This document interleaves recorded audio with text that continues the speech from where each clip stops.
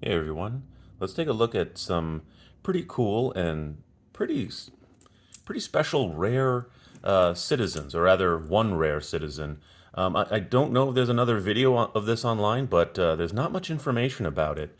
Um, it's kind of special. I think it's quite possibly the rarest watch that I've made a video for yet. But before I get into it, I want to, mention quickly, like, I like collecting weirder watches, mostly quartz, but I have a good number of automatics. I just have too many watches, so that's why I make these videos, to try to like share them with people. So if you like oddball watches, mostly Japanese, consider subscribing. I'm going to start mentioning that at the beginning. So this watch right here is not rare at all. It is the Citizen BM8180. Quite possibly the most recommended watch that I can think of. Maybe not so much the past year or so, but Citizen's website says it came out in 2017. I feel like that's wrong. I feel like it's been out for 10 years or so. And like any forum post, Reddit, anything, someone asks, like, hey, I want to watch, I don't want to get into watches. I just want something that's a good size, like a field watch, something durable. What should I get? This watch was like top of the list because for the longest time you could pick these up for 60 or 70 bucks on Amazon. It's eco drive. It's a good compact size. I would say the most recommended watch I could think of. If people say, hey, if you want an automatic, get an SKX or a Seiko 5. But if you don't, pick one of these up. You can't go wrong.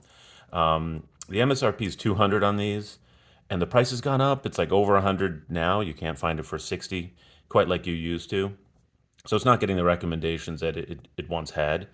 But I still think it's a pretty good deal. If you haven't heard of this watch, I'm a little surprised. So normally, though, it comes on this strap right here, this nice canvas leather strap. Super convenient, super popular. What I think a lot of people don't know is that this is just one colorway of four. I think the other three colorways were only made for a very short amount of time in the beginning, and they have long since disappeared. And that's what we'll get to on this watch. So, one of the other colorways for this, similar dial pattern, but it was like a cream color with dark numerals and dark, like blacked out hands. And that was also on a canvas strap, maybe like a different color. There's another variant which also had a black dial but with like square indices, didn't have the minute markers, and that one came on a bracelet like this, and it had an inner 24-hour track. Those two variants I don't have, so I have the common one, but for some reason it's on this bracelet, which I'll get to, and I have this guy right here. So this is the BM8180-03E, and this is the BM8180- gee, I want to say 54A or 50. Yeah, I think 50, let's go with 54A. I'll put it in the description.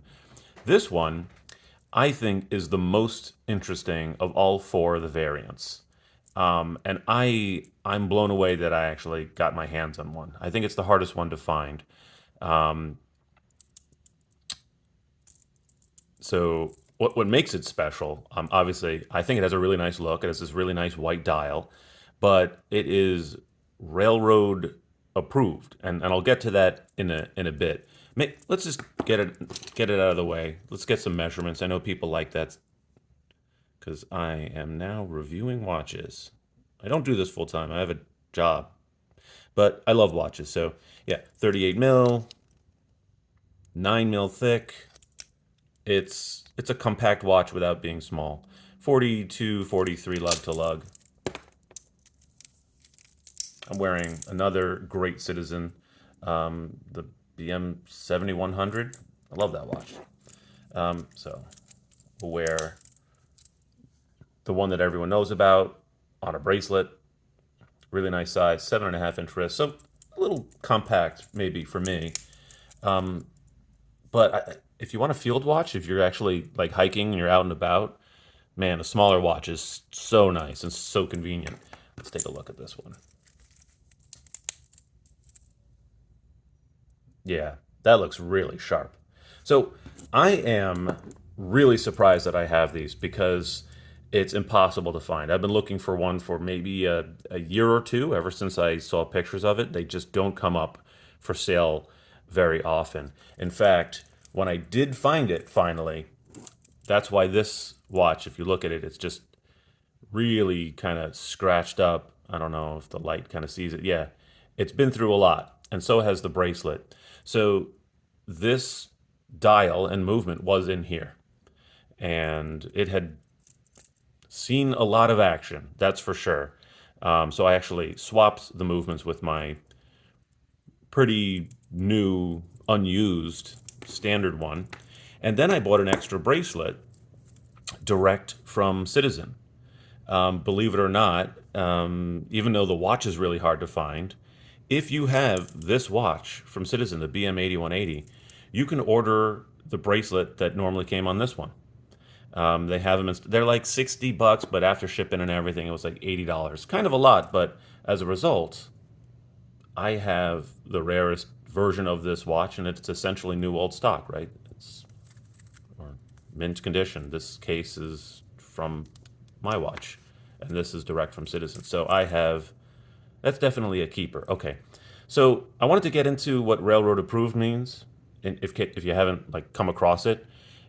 It's pretty interesting to me. It may mean a little less today in the 2020s, but the railroad has a really long, important history with time. Um, Before the railroads, like noon was local noon when the sun was directly overhead. Every town had its own local noon. There were no time zones. It was really the railroad that changed that because you could go on like an hour long trip, and now the time was 55 minutes off or something. It was just really hard to track. There was even a period of time where every train station had like the train time, it had local time, and it had time zone time. It was like a mess.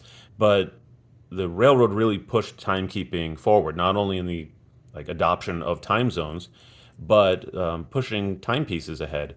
The early days of trains were very dangerous. They were very unregulated, lots of accidents. Eventually, regulation came in, and many different things for the train, how it had to be safe, but also time mattered because these were single tracks. You'd have a train going two directions.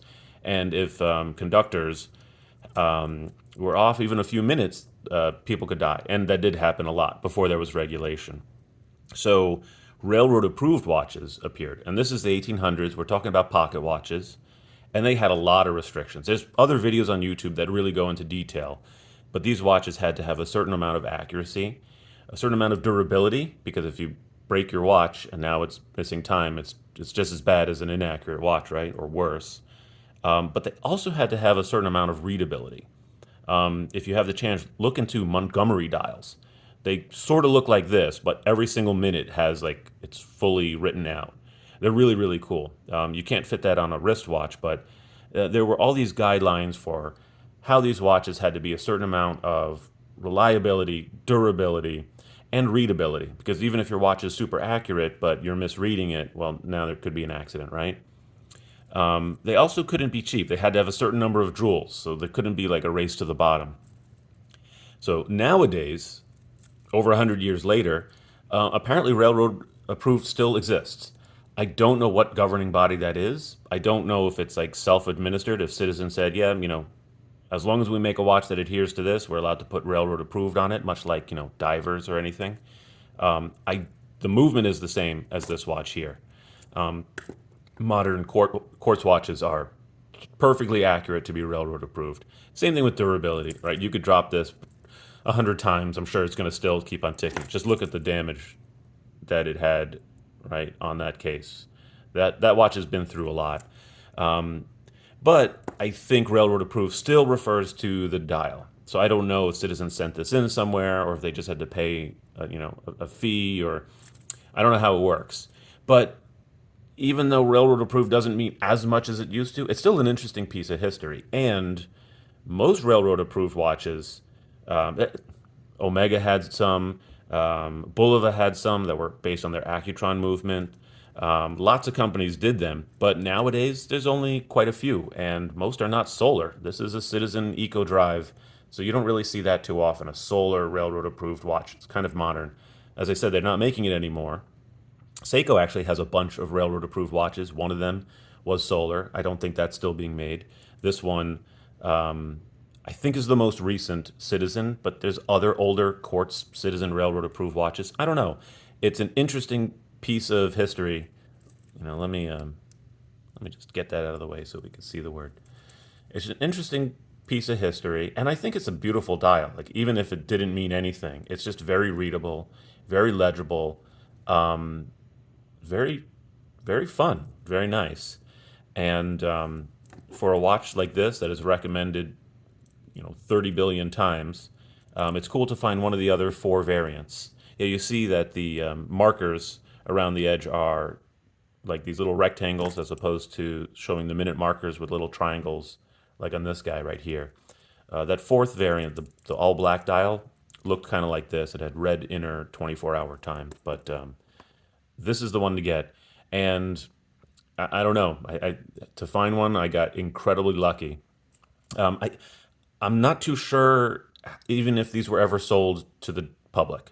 It's quite possible that Amtrak or some other company around the world went to Citizens and said, "Hey, we need 10,000 railroad approved watches for our workers. What can you do for us?"